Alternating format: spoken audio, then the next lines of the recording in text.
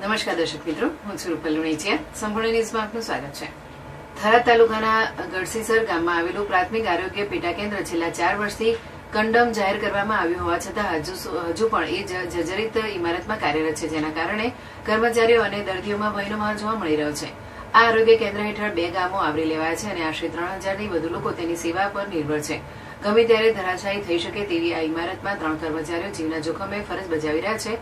દર્દીઓ પણ ભય વચ્ચે સારવાર લેવા મજબૂર બન્યા છે.